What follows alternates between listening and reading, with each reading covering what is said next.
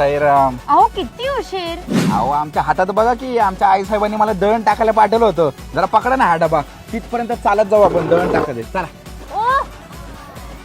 ओ किती जड आहे हे. अहो मॅडम तुम्हाला 500 रुपये देतो, थोडंसं चालायचंय. अहो तुम्ही येडे आहात का? 500 रुपयासाठी मी एवढं चालत जाणार आहे असं वाटतं तुम्हाला? का नाही? जेव्हा आपण केदारनाथला गेलो होतो तेव्हा तुमचं वजन घेऊन तो खेचर वर चढत होता आणि मध्येच त्याला दम लागला तर तो खाली बसला होता. तर तुम्ही त्या खेचरच्या मालकाला काय म्हटला? अहो याला उठवा, आम्हाला उशीर झालाय, हवं तर 500 रुपये एक्स्ट्रा घ्या. त्या 500 रुपयासाठी त्या मालकाने त्या खेचरला 32 काट्यांचे फटके मारले. का?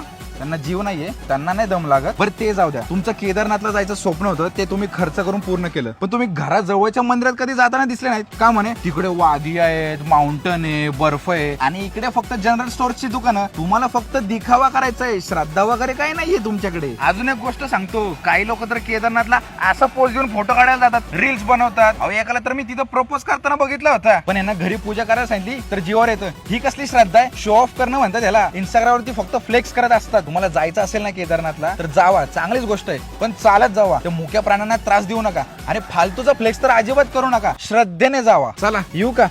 मी घेते. अहो दमलेत ना तुम्ही, जड येते खूप. नाही मी घेते. अहो घाबरले वाटतं तुम्ही. अहो आपण असंच आहे माहिती ना, मग असं नुसतं झापूक झुपूक झापूक झुपूक कसं. झापूक झुपूक झापूक झुपूक. हा चला येऊ का? ओम साईराम.